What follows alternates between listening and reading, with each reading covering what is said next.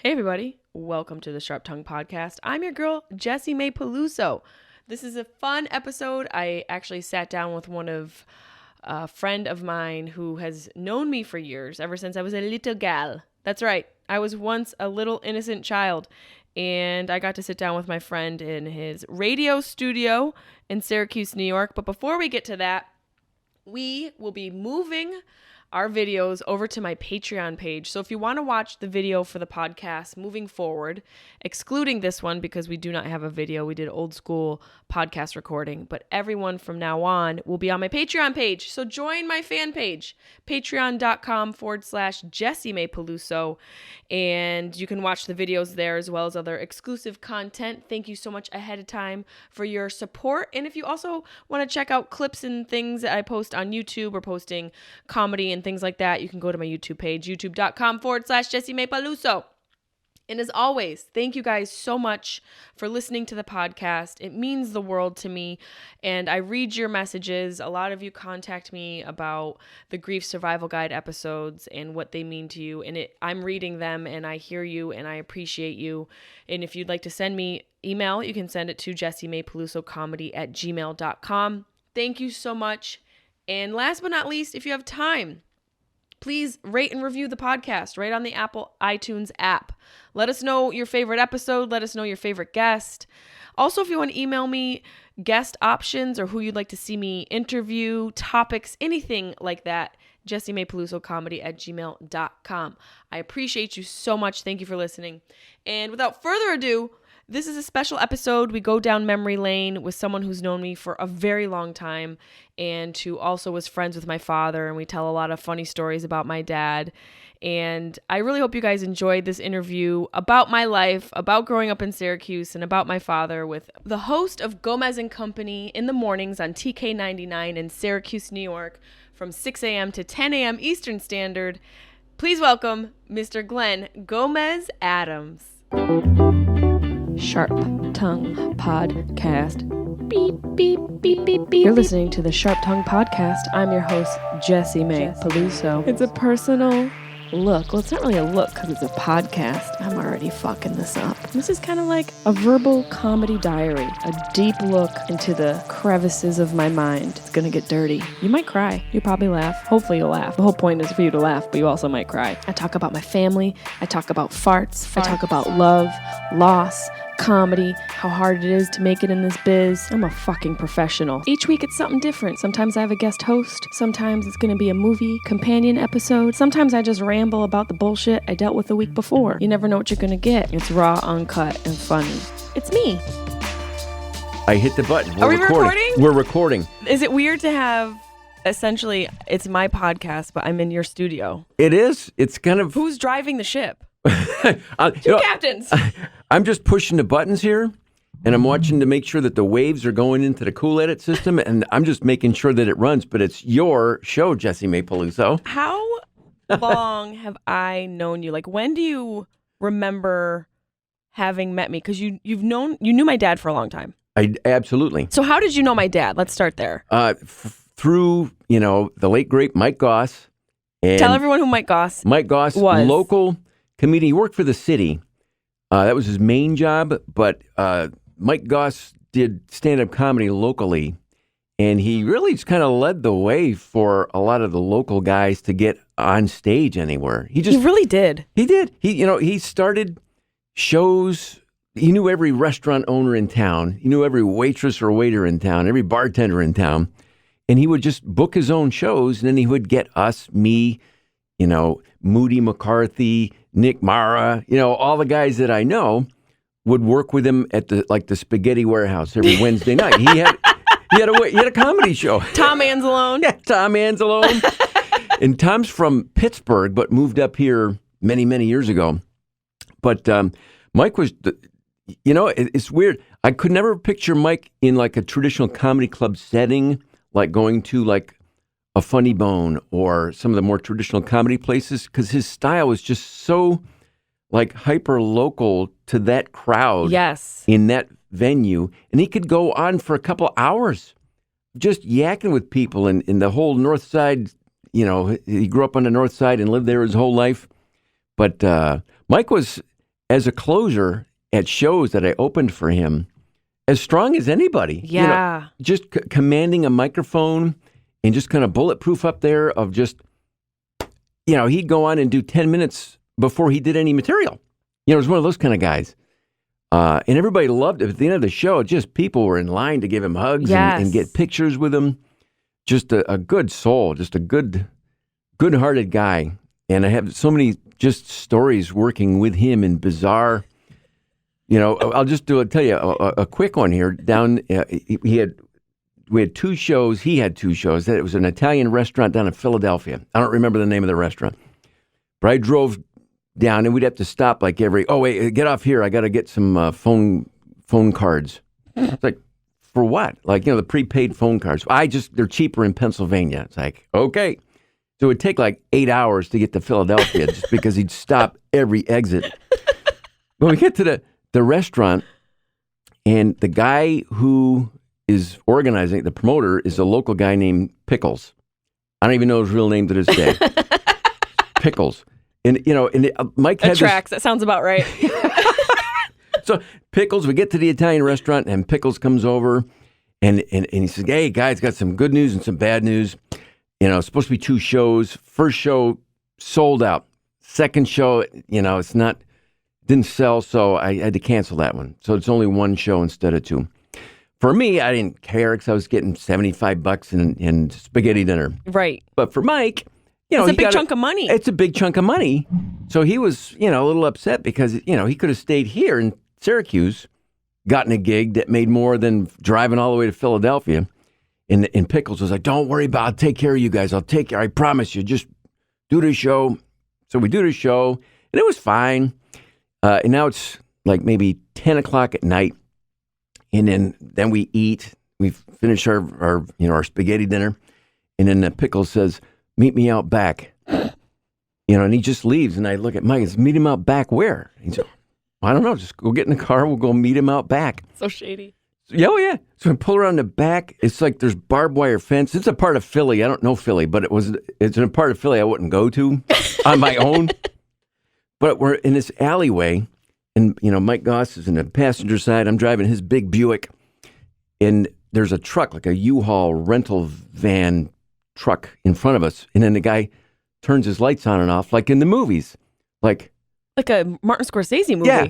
And you guys are going to die. Yeah. And I said, he says, I flash him back. So I flashed back the lights. So then he gets out. I see Pickles get out of the driver's side. He's like this little chunky little bald headed guy. And he gives Sounds me like a pickle. Yeah. So he gives me a little arm wave like that, like, follow me. It's dark in Philly. I've never met this guy. And then I said, what do I do? And he says, well, get out of the car. He wants you to follow. What do I do? All right. So I said, I'm leaving the car running and the door open. So I walk to the front of the van, and there's Pickles, and he goes, come around the back of the truck with me. I look, so Mike can see me, and Mike's giving me the universal sign. Yeah, go, just go. Oh my God. So I go on the back of this U-Haul van, and he opens up the garage door thing, and he goes, get in. And I lean around so Mike can see that I'm getting it. So I wanted to tell him, if I don't come out of here, you got to call the cops or something. I have no idea what's going on here. So I get in the back. You get in? I get in the back of the van. Gomez! How are you still with us? He turns a light on, and the entire U-Haul truck is filled with jars of pickles. That's it. His nickname is Pickles. He supplies restaurants and bars in Philadelphia with pickles. And he goes, I feel awful about canceling the gig. Take whatever you want.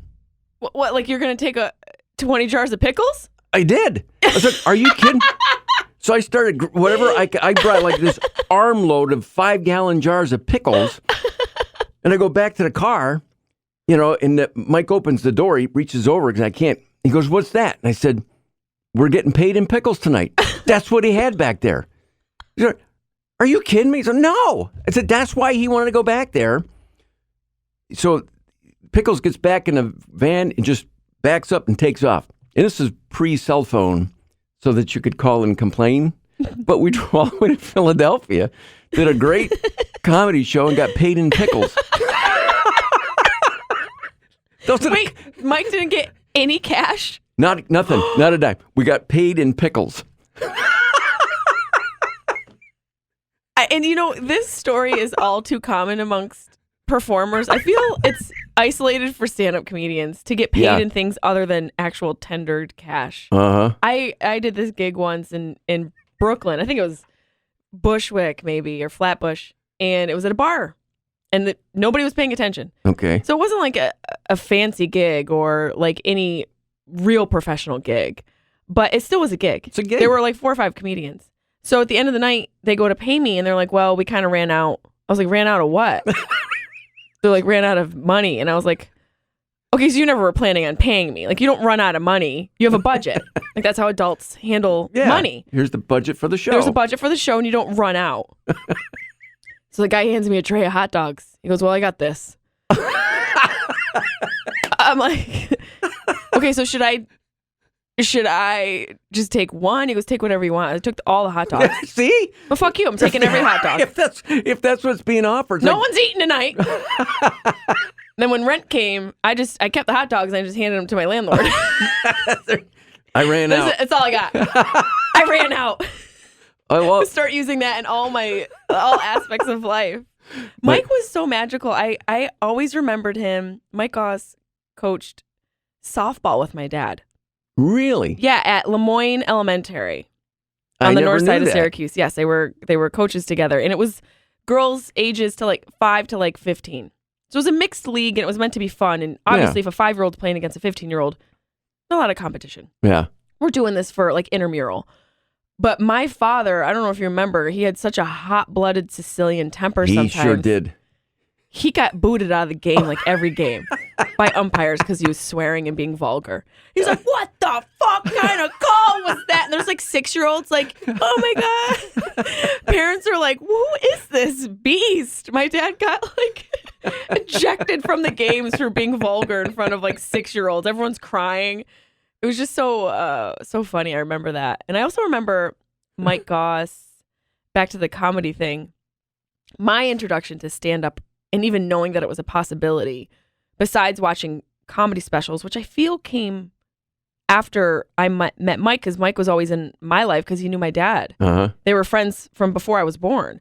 So I knew Mike before. And my introduction to stand-up was watching him at Spaghetti Warehouse. Uh-huh. And also Mike's breakfasts after you guys would come back from the weekends. Yes. So tell everybody about that. Do you remember where it was? Where would you guys have breakfast? It was for a while. The first time I started to go to the breakfast, I think it was Stella's, before Stella's moved. It was in a little spot like on 7th North Street. Yes. I think. And then Stella's obviously built their new restaurant, but this was the old little place. But then it kind of rotated. We'd go to the like Pete's Rise and Shine up off of like 298. Yeah. Yep. Up near Carrier. Yep. And then we'd go That's to Carrier Circle for all of you outsiders. We used to be a booming city. Yes, we did. We're coming back, baby. All the cool things around here are named after businesses that aren't here anymore. Like GM Circle, Carrier Circle. The ghost of Christmas past, of everyone who left us. Yep. Syracuse is a city of being left. That's it. Companies leave us all the time. They leave, but we keep calling them, it's up till recently, it was still the Carrier Dome. That's right. They left 20 years ago. It's like somebody who can't let go of that love. Yes. And then it would be like Friends Diner. That's right. Remember Friends Diner? There was 3 or 4. Once in a while, it was Reggie's, which was in Liverpool at the bowling alley. I remember that. I think I went to almost every spot except for like sure early you did. on. I'm sure you did. And I was like, I was a young girl. Oh, yeah. I was like in my preteens up into my teens. I want to say probably like 11 or 12 is my first recollection of you at the breakfast. And then with your dad, who almost every week went to the wrong place at first. I got to tell you a funny insert. Don't forget where you're going with that. Full circle, when my dad died, the coroner brought him to the wrong funeral.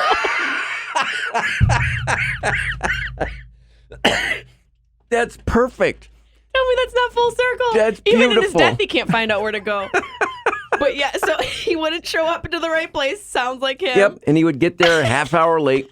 It's like, I thought we were at Friends this week. It's like, Mike would like call these guys the day before a Moose and all, Moose. And, I remember Moose. Moose. Wow. Well, and who was another big guy. Another big guy, and he looked like a mobster. He did. He looked like, and I can never remember the actor's name, but always played that mobster guy. And it was a guy who maybe during his younger life was like a New York City cop, retired, and then went into acting. That's who Moose looked like. Yep. And with your dad, who would also, we'd get together for like Kentucky Derby Day or any of the big horse race days. That's right. He loved that. OTB was like his part-time house. But, your dad, he would come in he'd have all the papers, the newspaper, and he's taking his notes. And he's, I don't know, my brother gave me a tip on... Louis? Louis gave him tips. Not one of his tips, like, ever even came close. Like, he'd bet on Louis' tip, and it would come in, like, ninth. My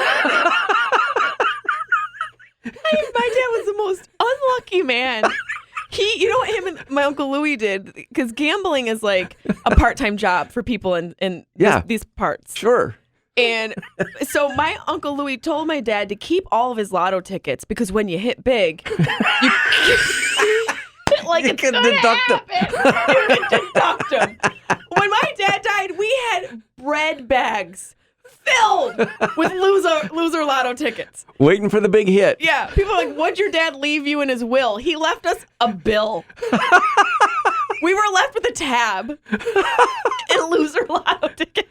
Well, another gambling story with your dad, as long as we're talking about it. I think I've shared this with you before, but I can't remember the years, early 2000s, there was a new discount airline that was coming to Syracuse, and it was called Transmeridian, I think is the name of it. Anyway, one of their big selling things was they had a direct nonstop flight from Syracuse to Las Vegas. So they Wow. Yeah. And I remember hearing about this. Yeah.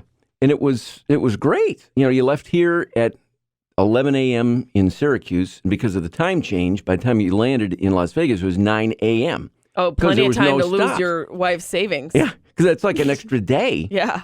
So it was a radio station thing, and we brought a bunch, like a plane load of listeners, to Las Vegas. Oh my gosh! Gave away a spot. Once they're in Las Vegas, they could that were on their own, like stay wherever you want. But the flights, we were giving them away on the radio. So I show up at one of the breakfasts like 3 weeks before, and Moose and your dad and Mike are sitting there, and then Moose goes, "We're going." And I didn't know what he's talking about. Going where? He goes, We're going to Las Vegas. And I still didn't make the. I said, "Oh, that's good for you. When are you going?" He goes, "Well, we're going with you." Who's we? And then your dad's sitting there, so me and Joe. So, well, how are you getting? They said, well, we bought a plane ticket. They didn't win it, but you could buy a plane, ticket. Mm-hmm. And they were cheap. There was like $100, whatever it was back in the time to do this. Gosh. It's like, wow. I said, well, that's cool. So I said, well, where are you guys staying? Well, I thought we'd be staying with you. These scam artists. Moochers. Like, are you kidding me? But my dad was the biggest mooch. Such a mooch. Just telling me they're coming and they're staying with me. And I don't, so when we get to Las Vegas and we're staying at the Luxor, the pyramid. Oh yeah. Whatever. The beam that shoots into the universe's taint. The one you can see from the space shuttle or whatever. Which has anyone corroborated that? No. How would you prove it otherwise? Just take their word for it. Right. One astronaut has a thumbs up. Yep. It's like, I can see the light from here. It's like, it's on the internet. It's got to be true. Must be real. So I tell the guy, I'm going to need an extra bed in there. It turns out there's going to be 3 in the room. Gomez, you are so fucking gullible. You're too nice. So we all go up and get so this was, say, Friday. So Friday afternoon, we're just walking around having a good time, place to place. Not a lot of hardcore gambling, but just, roulette wheel here, slot machine there. Next day, Saturday, your dad wants to bet on the Syracuse Notre Dame football game. So you could probably Google, find out exactly when this was, because it was in the Carrier Dome. Notre Dame at Syracuse. Notre Dame was, I don't know if they were actually favored. Anyway, but your dad was convinced Syracuse was going to lose the game. So he went to the ATM, gets $200 out, goes to the sports book, puts it on Notre Dame to win the game. Oh, Jesus. So, but it's 3 hours difference. So it's 9 a.m. in Las Vegas. The game was at noon, I think, or early afternoon in Syracuse.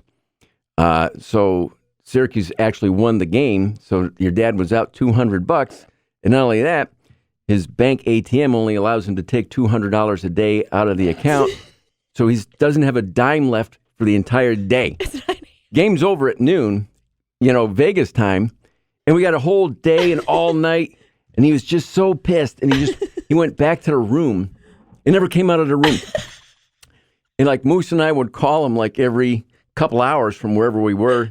Put me through to this room. Joe, what are you doing? Oh, I'm just sitting here. It's like, well, come on. I mean, we'll buy you a beer or whatever like that. No, screw it. I'm done. Whatever. So Stubborn. And then the next day, then he came out of the room and we had some fun. But when I had to go settle up on the bill. Oh, Jesus. Oh, my God. I don't even want to know. Oh, God, what was it? So I go to pay the bill. The room has been paid for because it was part of a promotional thing, but you have to leave a credit card for incidentals. Well, if Joe Peluso's in the room, it's going to be a real tragic incidental. I'm looking at the bill and I'm going, the incident, we didn't even get any room service, whatever. So they printed it out and I'm looking at it. And it's, that whole day that your dad was in my hotel room, it was porn, pizza, porn, pizza. He spent like $200 on porn and pizza. So what I'm hearing is my dad's a legend. He's a loser legend. It's like, Joe, how could you do that? I would never charge porn on a room that wasn't under my name. Were you dying? Oh, yes. I wasn't really pissed, but I was like, what the frig? How do you do that to somebody? Wasn't that how he was, though? Wasn't he just like almost like not aloof, but he just didn't. Yeah. I don't know how would you describe it? Because he's my dad, so it's a different perspective. And I don't think he was aloof. No, he was like when he was younger, because I didn't know him when he was younger, but he's the kind of guy if we were the same age and we're going out to the bars at that time. Right, because he was older than you. Yeah. Like 15 years? Yeah, At least? At least, maybe more. Maybe more, yeah. But I would have hung because he was fun. He was free-spirited. He was, kind of happy-go-lucky in a way, to me anyway. Like, the stuff about going to the wrong diners because it wasn't important to him. Right. His brain was filled with what would have been important to him, right. Which I don't know what it was. Porn and pizza. That's pizza obviously porn. Pizza. We know. But no, yeah, I agree. It wasn't aloof. Just a good-hearted guy, and after all, sudden, the part of the fun of those breakfasts with, picking racehorses for the Kentucky Derby and whatever was just listening to this guys argue back and forth about why that's not going to win or that's a horrible bet or whatever. But at the end of the day, it was all laughs. It was fun. I remember a lot of shit talking. I remember being like sitting there and not really understanding everything, but knowing that I was intrigued that these people, you guys, and I was usually the only girl, unless Jessica came, which she rarely did. Yeah, you're right. Once in a while. Once in a while, there'd be a woman there. Yep. But it was usually just me and you guys. Yep. Not that I was there every Sunday, but I went a handful of times. I do remember thinking, how they get to leave? Like, you guys got to leave Syracuse and come back, and then you had money? Yeah. I was like, where did you, in my mind, I was like, where did everybody go and how? So this is a career? You guys leave your lives. Yeah. And get a break from this town, and then you come back. And I was always so intrigued by that. And it's so funny to think how that might have influenced, it must have influenced me to do what I do. It had to. Well, at one point you had gone to Boston first, I think. I did. And I think maybe it was part of an improv group or something. Because I remember afterward thinking that's in hindsight, the best route to take, I think now, so. Kind of having done a little bit of both, because it gets you in front of a crowd, it gets you as part of a team. The pressure's not all on you. Yeah. It's a group effort. Yep. And you get comfortable in front of people and a microphone and lights or whatever is a part of it. Yeah. As opposed to the other way around. Because when you just get up there, stand up on a stage, it's brutal. It is. It's not, I think that it's easier than it is. The good ones make it look easy. Yeah, and it takes a lot of work to make it look effortless and seamless. Without That's all a doubt. consideration. That's all mathematical. Yes. It's brutal, and it's live without a net. I mean, you're up there, and there's an adrenaline rush to it. Even if it's not going well, you're still up there, and it kind of you're working for it. Yes. And sometimes you're sweating, and you're like, I don't want them to see me sweat. You just feel that one trickle go down your back, and you're like, oh, you better stay back there. You better not show up on my upper lip or my forehead like Whitney Houston sweat. You better stay in the back. Like good church girl sweat. Stay back there. No, what's the, like, in the past, even couple years, because early on, everybody has, nights, or it takes a while to get it to figure it out. Yeah, it does. To find your voice, to find your comfort zone, or whatever it might be. They say 10 years. Is that what it is? That's like the going rate. I agree. And that's 10 years of working it. It's not like, once every 6 months doing an open mic. I mean, This is like watching yourself back on tape, getting pointers from people, having other comics maybe give you notes if you want them. Mm-hmm. It's 10 years of that until you get comfortable and where you get on stage and you're pretty sure it's going to go well. But having said all that, what's one, like the last couple of years, that just didn't? Like there a any show? Of those? Oh, God. For whatever, maybe, it might have been the crowd, they were loaded, or maybe the microphone wasn't working or whatever.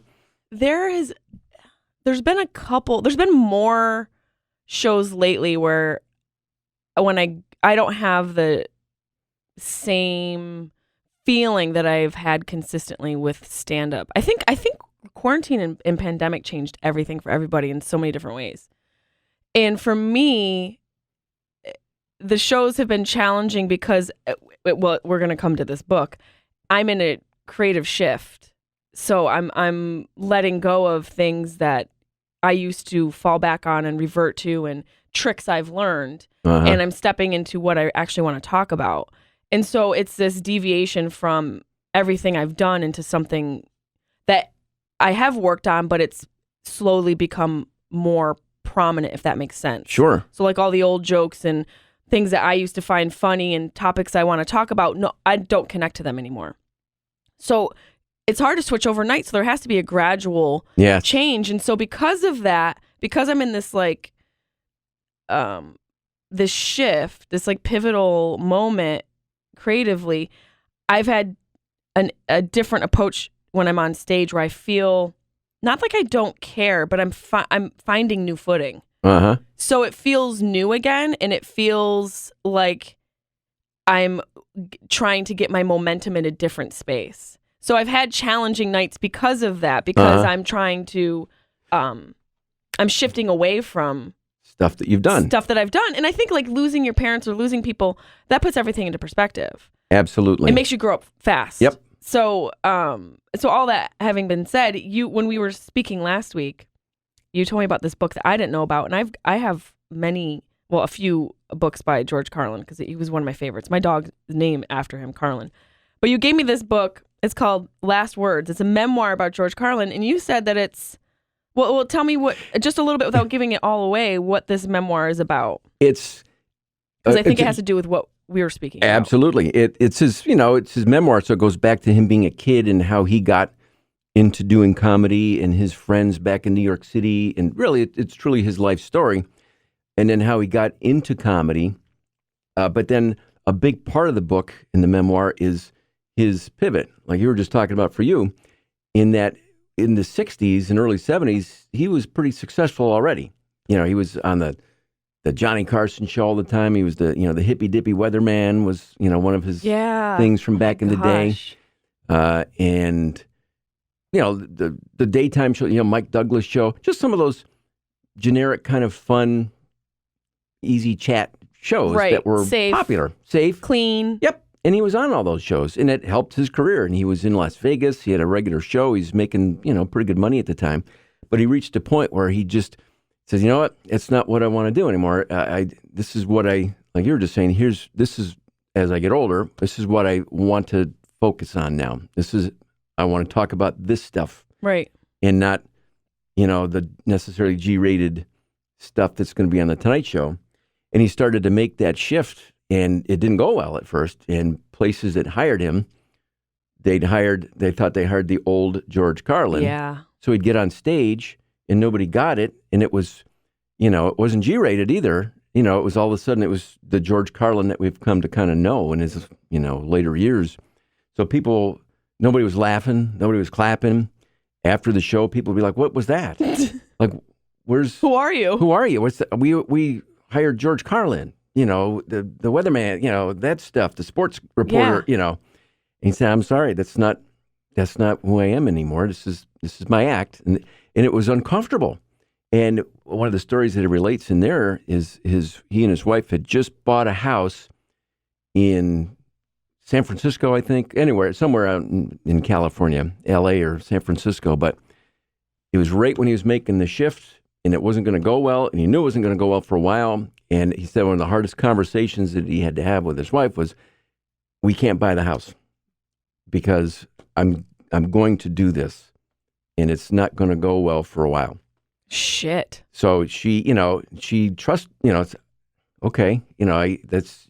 I trust you. Right. Yeah, I trust that you know yourself. So they had to pull out. He said it was her dream house. It was the house he'd worked for and saved for, and he had to pull the plug on it. And those are like putting on the big boy pants decisions that are hard. And betting on yourself. And exactly. And knowing yourself and betting on yourself and say, this is going to work. I know this is going to work, but you're going to have to trust me on this. So that's when he made that switch. In one of his big comedy albums, and I should know the name of it, and I don't right now, but I can't remember if it's a double album or a side A, side B. Complaints and Grievances? Maybe. Oh, but yeah. It's when it's about the whole switch. Side A is the old, I'm going to use an air quotes, George Carlin.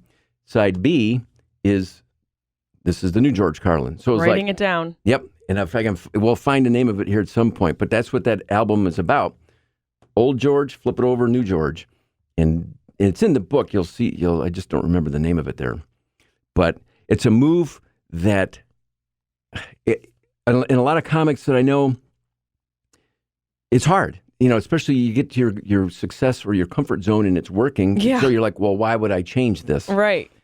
But people are people and you change. You get older and things are more important to you than they used to be. Right, exactly. And you want to... And you're more authentic, you're more comfortable. Yes. That's the thing, like being... Yes. Figuring out who you are. I think we're always on a pursuit of discovering who we are. I don't think that's something that's ever completely set in stone. I think we're always evolving and discovering new things about ourselves. Hopefully, I don't ever want to be to a place where I'm like, oh, I'm fully actualized. I always want to grow. But I think when you become an adult and you have some sort of semblance of what your authenticity is, that's exactly where I am.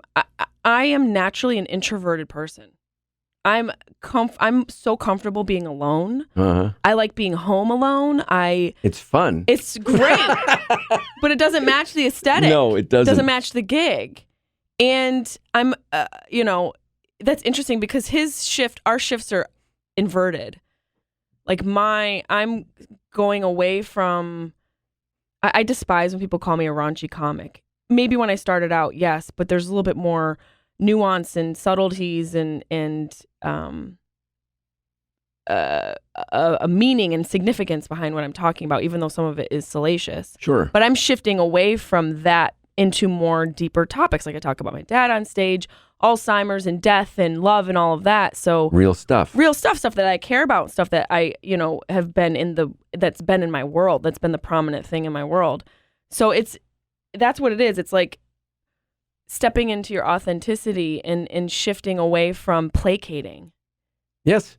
As you're describing that, I'm thinking of another story from Dennis Miller when he was younger and doing his stand-up. And when he figured out his authenticity, all right, here's who I am and here's what I'm going to be on stage, he would go into a venue, maybe not necessarily a comedy club. And you've done the one-night, one-off kind of shows in hotel conference rooms, sports bars that are trying to do a comedy night, whatever it might be. And he would go in and he would, he'd have his black suit on. He knows his thing. This is who I am. But he'd go in knowing it was going to fail. Just looking at the venue, looking at the crowd. Yeah. And he said early on, he would change who he was on stage in order to make it work for that crowd. Right. But he said ultimately it didn't help my growth at all because I'm just changing every night to fit the crowd because as a comic, you want that validation and the laughter, but it doesn't help you when you're trying to define yourself. It doesn't do any help. It doesn't do any good. So it's kind of like George Carlin. It's like, he reached that point. It's like, this is who I am and people will find me. The people who Your want, people, yeah. Yes, who Your want tribe. to listen to me and watch me and read whatever, they'll find me. But until then, it ain't going to be pretty. And I give guys that can do that so much credit because, going up on stage. Like we said. Well, and already knowing and say, you know what? It ain't going to go well. And people having a certain expectation. And then, yeah. It's almost, I feel like that's almost more difficult in a unique way where people have an expectation of what you're going to deliver them. And when you don't, I would think you'd be met with anger, confusion. Yeah. At least if you're going up and people have no preconceived notion, you can start with a blank canvas and you don't have emotions going into it from the audience. Yeah. They're just not on your page yet, as opposed to them being pissed that you weren't the previous page. Yeah. Why did you flip? Like, why are you different now? I brought all my friends. I was telling them about your act, and they're all here, but you didn't do any of that. Well, where's that stuff? Yeah, where's that guy? Well, that's who I wanted to see. Right. And I had a big epiphany. I was doing I was home and I was just doing some work, like working and getting rid of my comedy notes in this process of cleaning out and evolving. And I realized I made a whole career out of a survival mechanism, making people laugh. Okay. That is an epiphany. It's similar to, like, I think what George Carlin must have gone through, where you figured out how to be funny, but it wasn't necessarily true to how you felt. It was something you learned to do to create the environment around you to make it amenable to you. Because it was, I grew up in a little bit of a chaotic household, and my dad wasn't always the most emotionally available guy. He was a great father, but it was a challenging household. So I think I learned how to be funny to adapt the environment to make it so that it wasn't so chaotic, to be like the peacekeeper. And then I got attention, and so it just continued on. So it wasn't necessarily that I was stepping into this learning how to be funny and being speaking from like an authentic space. I was doing it to cope. Does that make sense? Yeah. No. So, and I had that realization as an adult. I was like, oh, this, because I'm like, why am I shifting? What am I experiencing right now? Besides like your own growth and evolution. And okay, my parents have passed. I'm going through grief. I'm aware of all that stuff, but something's different here. And I'm like, why am I having this like static relationship to stand up? What is it? Like, what isn't clicking? And I was just like, holy fuck. Yeah, I'm funny, but it was a way to survive in my house. It was a way to survive in the world. That's true. No, peacekeeper is a good word for that. Right. I think it's how you would deal with it. And like, are you a middle child? I'm a youngest of four. So I was a middle child. Oh boy. So, just born peacekeeper. So, right. So as a middle child, that's kind of like what you do. Older brother, younger sister fighting. So the humor would kind of help smooth all that out. You were like the mitigator. Yeah, I was the mitigator. So, and there's a lot of middle children, I think, that have that kind of whatever. You feel like that's your job. I'm like the peacekeeper. I can attest to that. I know a couple middle stand-up comedians who are middle children, and they have that. That's their thing. That skill. Yeah. And it's interesting because I think, the attention part of it, like being a funny kid, it's a dangerous thing. Because you become the jester for adults. Yeah, that's true. Like a circus clown. Yeah, you become like the Smiths are over. Do the thing. My parents would ask me I would do impressions. But I was just copying like the specials I watched, prior and Rich. Robin Williams. Yeah. George Carlin. I was just copying them and doing characters. But, my parents were like, do the thing. I was like, oh, so this is how you make people laugh. This is how you get people to feed you. This is how you get people to pay attention to you. So that was like an epiphany for me, and that's where I'm at, like creatively. So this book should be interesting to read. It's very good. I mean, it's just there's some cool stories that I'd never heard. Obviously, I'd never read. This first time I read that book, and I think the last one of his that I read was Brain Droppings. Yeah, I have that. Which is just kind of like random stories where this is like chronological, like, you know, from being a little kid, and it explains a lot of him too, like the way you just explained for you being a kid and how you're drawn to humor and what that did for you. And George Carlin has similar stories about how he, you know, worked his way up through and how it became his thing. Interesting. Yeah, but it's good. It's a good book. I can't wait to read it. I wrote some notes down, and I thought, are you originally from Syracuse? I didn't think you were. I was born in Saranac Lake up in the Adirondack in the Mountains. lake. Wow, was your mom a fish? The water birth. Yep, just one of those. A water birth. A water birth. That was quick.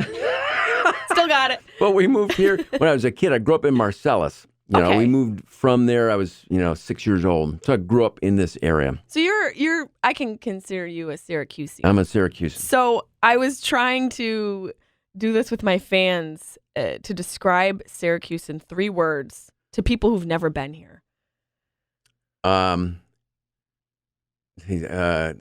Gray. That's the sky. Not a great start. No. Book a flight. Book your return flight immediately. Get out. Well, you grew up here too. It is the sky. Geographically to Lake Ontario. It's because the winds come from that direction. It's cloudy here often. Right. And I think that people who live here are a reflection of that grayness. There's a lot of gray in this town. That's a very diplomatic way of calling people assholes. I'm going to start calling people gray who I consider assholes. You're such a gray. Yeah, they won't know. You're but a gray guy. You're gray. It's like, oh, that's cool. Thank you. You're gray. Let's see, 3 words for people for Syracuse. We got gray. Gray. But see, good-hearted is 2 words, but people are that here, I think. I agree. There is a closeness, and I think just the makeup of the city with, Irish on the west end and Italians on the north end and Germans also on the north side. That sounds like another Martin Scorsese movie. The Dearly Departed too. Yeah, but so good-hearted. But is that hyphenated? Does that count as one word? We can consider that one word. Gray, good-hearted. Gray.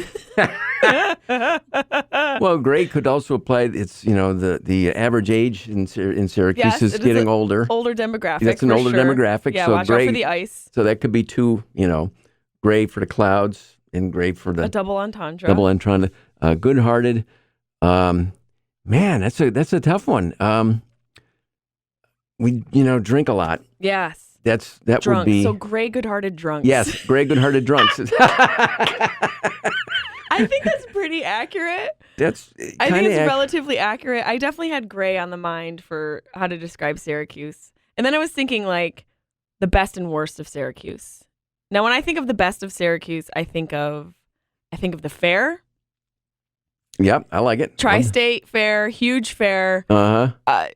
Just something I would look forward to every year as a kid. 2 weeks of pure people watching debauchery. Food you don't eat any other time of your life. Deep fried Oreos, fried sandwiches, butter sculptures, women with 6 kids from 5 different guys. Yes. Just pure Americana. All on display right there. All on display. Wine slushies. Do I need to say more? It's fantastic. I agree with that. Complete indulgence at its finest. I do think another best of Syracuse is how diverse it is. It's a very diverse city. It is. Especially in the city. Like when I grew up on the north side, we had neighbors from Vietnam. We had neighbors. We had Black and Asian. We had a whole mix of people in our neighborhood. And I'm grateful for that. And I'm grateful I went to Henniger because it was a very mixed school as well. True. Yeah. When you get out to Manlius and Fayetteville, it's not quite as diverse. A little bit more white. But I think it is a diverse city. And then the other thing that I think is one of the greatest aspects of Syracuse, New York, that you don't see really anywhere else in the country, houses that turn into bars. There's one I'm going to think of the name of it that I went to for years on the west side over near in Fairmount. It was a guy's house that he got a liquor license for, or maybe he didn't. But who knows? Nobody asked. No, and I mean Coleman's, for all it's legendary here in Syracuse, but way back it looked like a guy's house. Yeah, and it's grown into this beautiful tradition in Syracuse. There's a lot of places on the north side, like even Change of Pace. When you stand back, it's a house. It's a house where people cook chicken wings and play quick draw. I know your dad lost a lot there at quick draw. You lost a lot. Oh my! I have to tell you the funniest thing. So my dad's watering holes at Change of Pace. You know that. Anybody listening kind of knows because we've talked about it. So after my dad died, we had a little party. Can you call it a party? Yeah, a celebration of life, gathering. Or whatever, gathering. Yeah, and those are important. They are. They are. It's it helps you say goodbye and helps you connect to the fact that they're no longer with you. You have to have those rituals and traditions. Yeah. So we're at the Change of Pace, and my dad would, when he was alive, would oscillate between my sister and I borrowing money. He'd call me one week for 200 beans. He'd call my sister the next week, and her and I would coordinate. Like, did Dad call you this week? Sometimes he hit us up twice in the same week. Because he's that one more, and he's going to win that big one. Oh God, he would even gamble with his daughters. He was such a freaking mooch. So, he would lose a lot of money playing quick draw.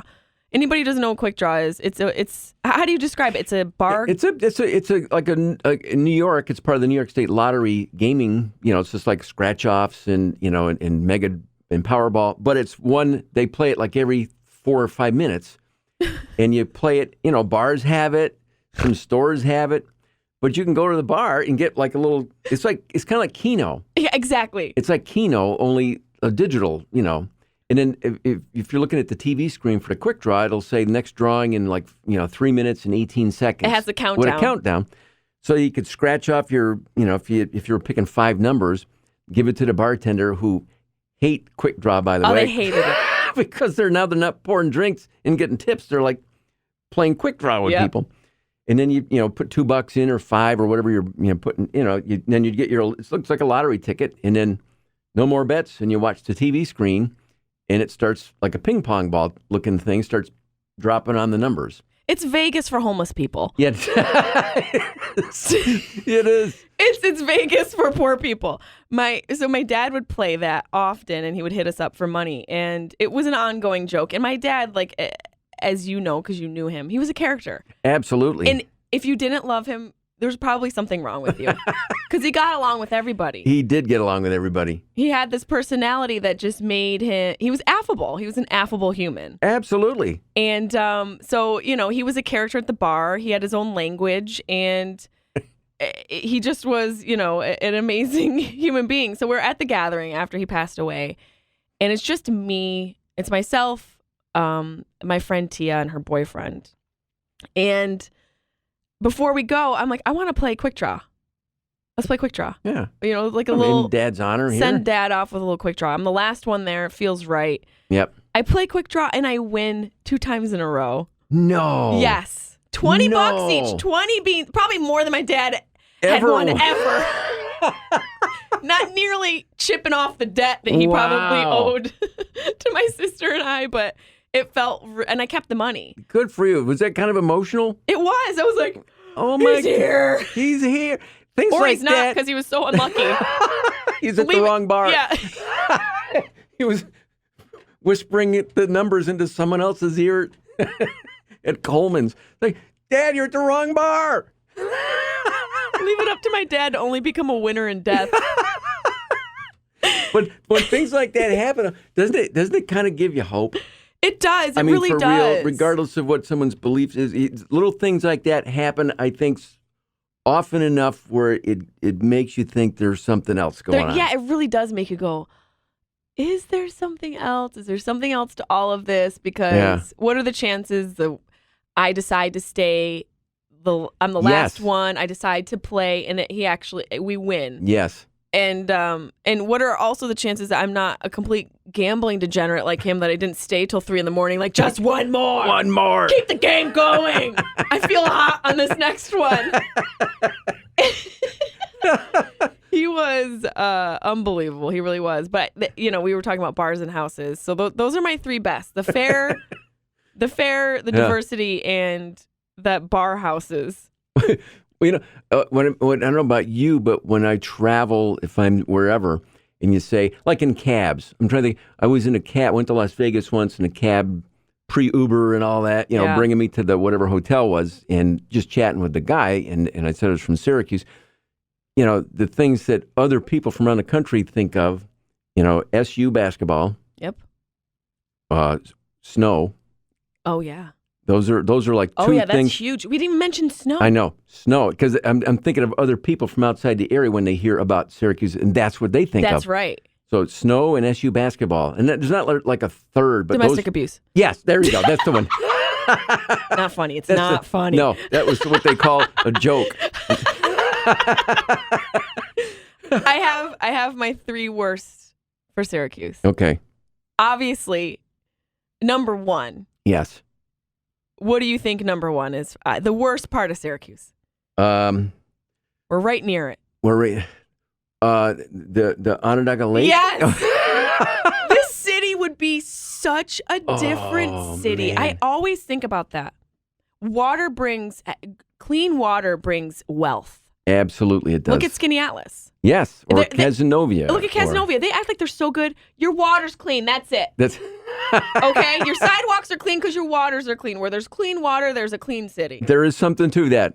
I agree with that. Onondaga Lake. And it's or just even going way, way back, all in hindsight. But had they not filled in the Erie Canal, oh, interesting. Back when it was, because that's what you did. I don't blame anybody for it. But in hindsight, if that was still going, like parts of Rochester, the Erie Canal is still there, like in Fairport. Yeah. So boaters come through, they dock up and they go to restaurants and go to bars and then get in the boats and go on through. If that was still going through downtown Syracuse, because that would have been down near Clinton Square. That would have been amazing. It would be a port city. Absolutely. It was all hindsight, obviously. Right. Not a port city, but like a city that people would travel through. Yeah, you travel through it and stay on the canal system. That one, I don't blame anybody for, but the lake, you got to blame, because that was just nonstop pollution of mercury and sewage, chemical waste, and probably worse things. A couple 2-tree bodies have been tossed in there. Like Lake Mead, it's gone down so far. They're finding bodies that were thrown overboard. I wonder. I never looked this up, but I wonder, where does Onondaga Lake fall in dirtiest lakes? You know what? At in one the world. Point, when I was much younger, it was like the most polluted inland, they called it that even, I think, the most polluted inland body of water in America at the time. And I will say, once they stopped polluting it, and the Honeywell company, which was responsible, cleaned it up, it's not as bad. It's good to see people out, like, boating out there. Yeah, it says now swimming was banned in 1940 and fishing in 1970 because of pollution control efforts, which began in the 70s, and more recent cleanup. The lake is now cleanest it's been. Yes. In over 100 years. But then right below it, it says, what's the dirtiest lake in New York State? And it's Onondaga. So it's baby steps. Oh my God. I think we're in the top 10 most polluted lakes in the United States. Still? Even though it's clean as it's been in 100 years, it's still? Oh. Oh my gosh. The most polluted lake in the United States is Onondaga Lake in central New York. Is that what it says? Yes. Still? Yes. Oh. What year is that? Is that Wikipedia? Okay. Let me see what year. We got to edit point. that. 2022. No. Well, wow. It's now, technically the end of the year. Yeah, so maybe we can update this next year. I'll keep refreshing the page and see if it changes. I remember going to the regatta and watching the crew, the college crews.